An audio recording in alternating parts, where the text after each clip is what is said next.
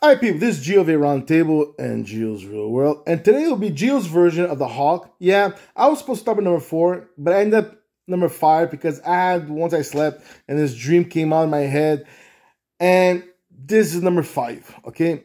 And the whole point is this. What happened is, I'm at like certain point, before 5 started, these things I will put into the other movies. It's like when the Hawk fights the Absorbing Man. He gets knocked out. He's completely out there. You see a bird flying around him. And then all of a sudden, when the Hawk jumps out, you see the bird going down towards the Absorbing Man. And then after, you don't see nothing happen. You look at, like, example, the Hawk jumping away. And you hear a scream, ah! But the Hawk has already disappeared, right? Then later on, when the military comes there, Absorbing Man is still knocked out, and the guy goes, "What happened?" He goes, "Is he knocked out?" He goes, "I don't know. He's kind of like in a coma." What do you mean? He goes there. He has no energy going to inspire. He's alive, but he's like drained, kind of sense. And that finishes that part there. Then when the Hawk finds it with the abomination, okay, same thing. So he knocks him out, whatever this and this. But then you see from when the Hawk is like, of course, he goes, walks away, jumps away. How you want to do and everything. You see these bird claws on a house roof kind of sense, or a building kind of sense, or whatever you want to put it, on a tower, whatever.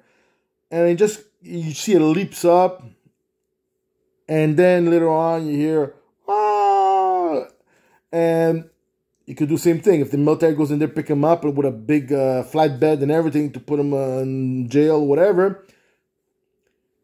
His condition is the same thing as Absorbing Man. The third one is the leader.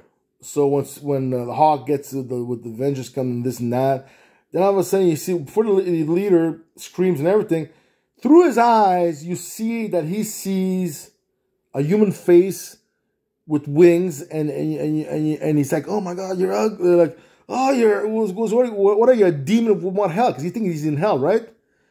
And then you just see him screaming. And he goes to the same condition. So nothing revealed more than that. So when it comes to this one over here, okay, so you see Hawk, Bruce Banner.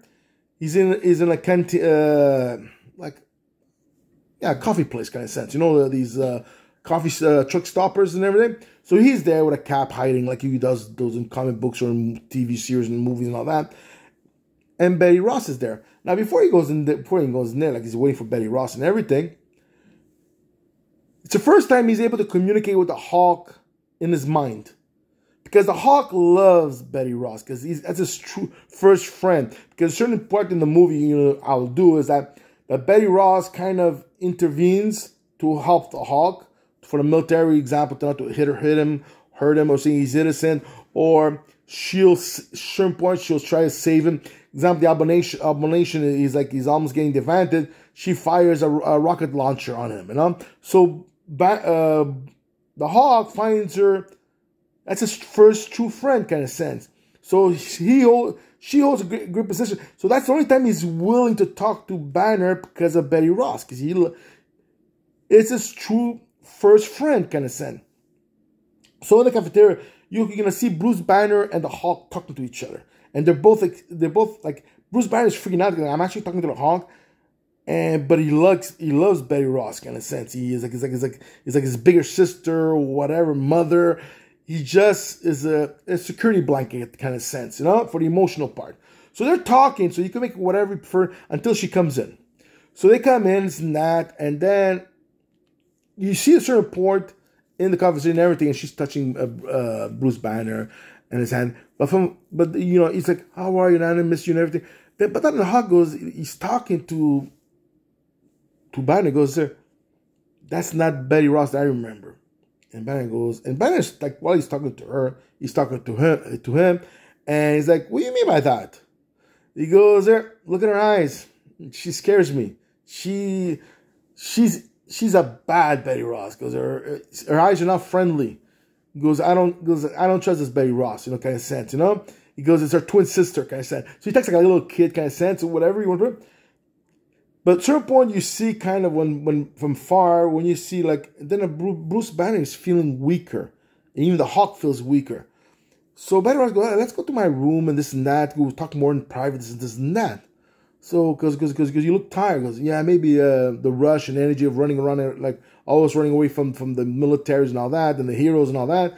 Because I'm getting a bit tired and everything. So, but Banner's saying, since when she's that forward completely, like she wants me to go to a place, she wants to have something with me, with this and that. And at a certain point, like she's holding hands and everything. And Banner with talking to the Hawk often, they're kind of agreeing with each other, something is off.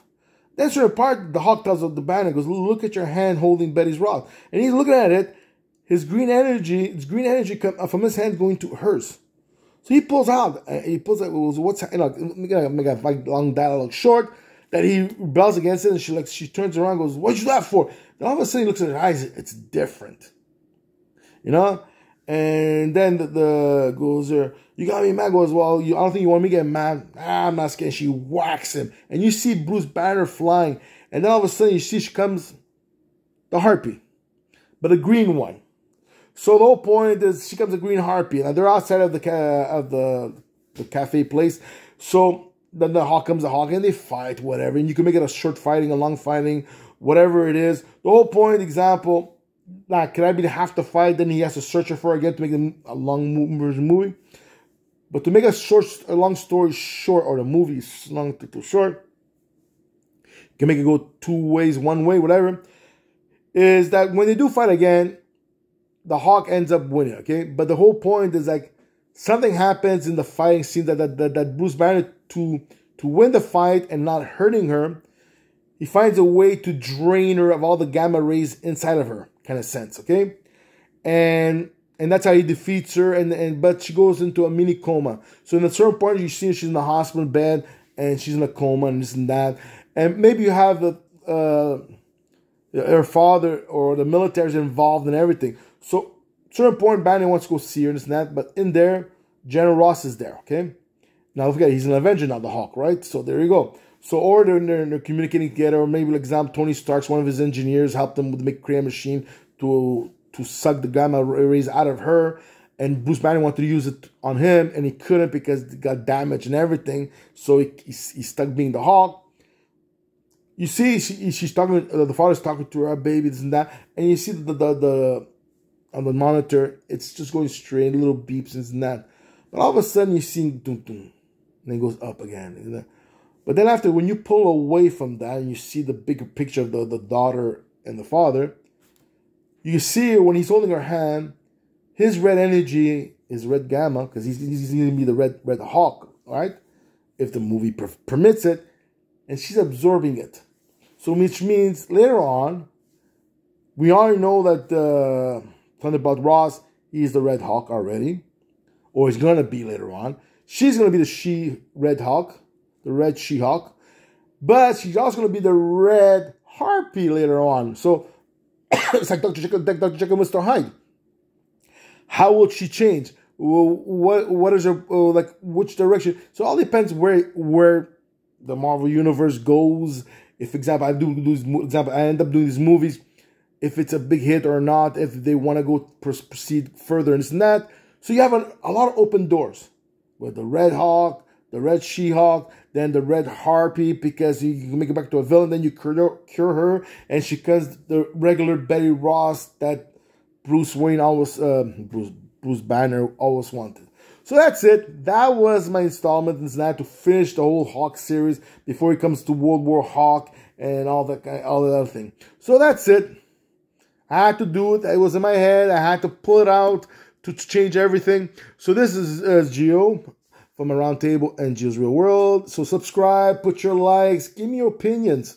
Because trust me, am I wasting my time, or are you enjoying this moment, or wasting your time? So that's it. I'll let you guys go. Take care, guys. Bye-bye.